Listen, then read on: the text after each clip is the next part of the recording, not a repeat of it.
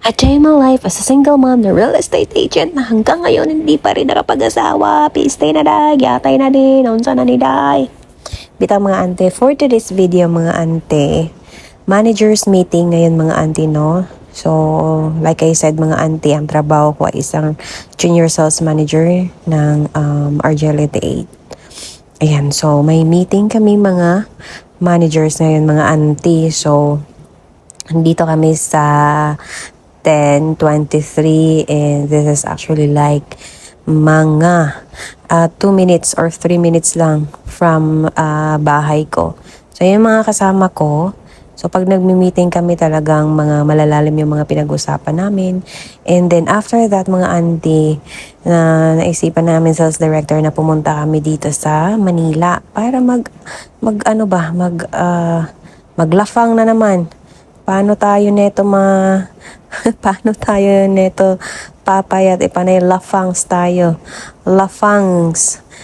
Ano natin, yung grupo natin more on lafangers. So, ayan, nakabook kami dyan sa buffet 101. So, ako talaga mga auntie, medyo umiwas ako ngayon sa pagkain ng mga tataba, cholesterol, tsaka matatamis kasi may maintenance ako, may gamutan ako for 6 months. Pero yun nga, minsan, sa trabaho namin, kailangan talaga marami kasing pagkain dito. Lagi kaming kumakain. So, habang wala pa yung time namin sa doon sa restaurant, yung booking time namin, dito muna kami sa seaside. And, tawag dito, chika-chika muna kami dyan, tawanan, and, ayan, masaya po magiging, real estate. Dito, yan yung sales director namin. Medyo chubby siya, so nahirapan siyang umangat po dyan. Sobrang bigat niya. Anyway, masaya naman. Masaya maging chubby. Tapos, after nyan, pumasok na kami dyan and medyo excited na ang lahat kasi mga tomgats kami dyan, mga gutom talaga kami. And minsan na lang kasi kami talaga nakapag ganito banding. So, yan, daming pagkain, daming temptation. Sobrang daming temptation mga auntie. Pero pinikit ko na lang talaga yung mata ko nitong araw na to. Kumain ako ng medyo madami pero hindi naman yung medyo yung masyadong bawal yung mga kinukuha ko. So, ayan. Dyan sa buffet 101, mamili ka na lang talaga kung ano yung mga trip mo pagkain dyan. So, yan yung kagandahan mga auntie kapag sa real estate kayo nag-work. Kasi dito talaga sa amin maraming mga perks na kumakain kayo sa labas. Lalo na pag mga top producer ka, top agent ka. So may mga minsan nililibre, may mga nanlilibre talaga. Yung mga owner ng company, sales director nyo, nagtitreat sila ng pagkain. At the same time, yan, celebration din to ng birthday ng aming kasama. Yan, si Madam Marilyn Balean. Bisaya din yan siya, guys.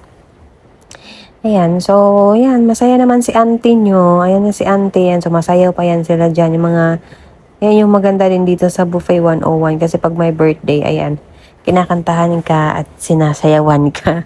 Ayan. Kaya lang, ayun yan, kailangan mo magbigay dyan. Like, siguro mga 50 pesos or 100. Ayan, tuwang-tuwa naman si auntie dyan. Ayan lang buhay ko. Buhay ko mga auntie. Grabe. At saka, nantok na ako mag-voice over. Ay, ang hirap pala maging vlogger mga auntie. Kapoy, dahil mag-voice over mga madam. Oy, piskot man ay lugay. Kaya mo man yung videohan eh. Yatay ni. Dan ako unsa way ingon dere. Lugay kay isla mahuman.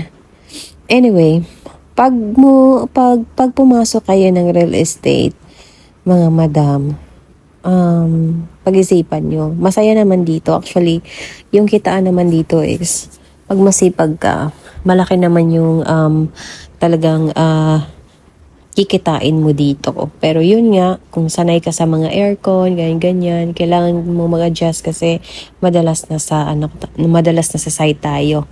Nasa field tayo. And yan, dati sobrang ko talaga, puting-puti talaga ako. Ngayon, Ang jitim-jitim ko na. Pag maitim ka, pag maputi ka, real estate ka, wala kang benta. Pag maitim ka, marami kang benta.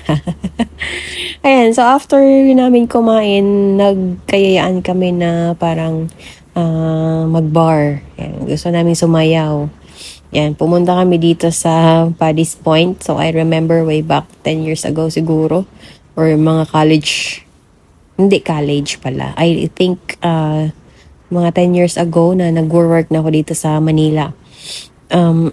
Naalala ko na lagi ako nagpapadis. Bilang syempre pag ka, kailangan mo din ma-experience sa mga bagay-bagay na mga ganito. Kasi that's part of our growing up, mga auntie. Yan, so dito kami.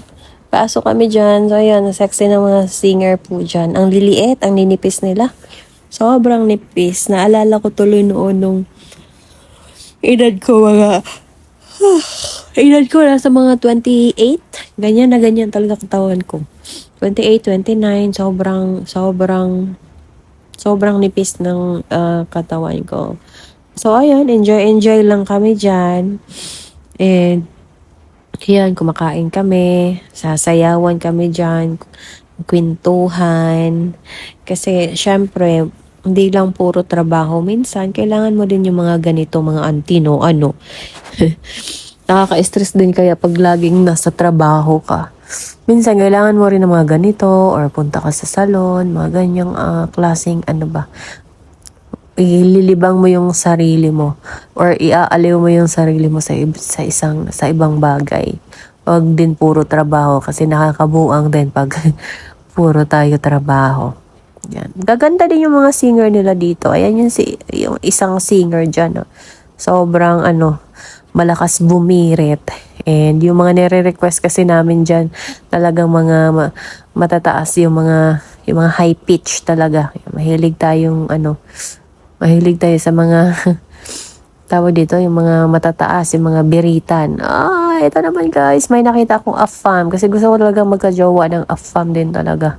Mga auntie. So ito na yung time na sumasayaw kami dyan. Pagod na ako dyan, kaya ako na yung nag-video dyan. Umupo na ako kasi wala na, yung energy ko ubos na. Tsaka parang, ewan ko ba. Kasi 10 years na kasi ako hindi nakapunta ng mga ganito eh. Sobrang nakafocus ako sa paghahanap buhay. Alam mo, hirap maging single mom. Kailangan mo talagang kumayod. Kailangan di ka kasi pwedeng ganito-ganito lagi. Like bar-bar, like everyday. Hindi siya uubra kung single mom ka. Kasi pag single mom ka, kailangan mo talagang kumayod eh. Kailangan mo talagang kumayod, auntie. Hindi pwedeng pa tulog-tulog. Hindi pwedeng pa banjing-banjing ka dyan. Kailangan may diskarte ka talaga. Anyway, after nyan, ayan, pauwi na kami. Yun na yung story namin doon. Doon na nagtatapos ang lahat. Bye mga auntie ko.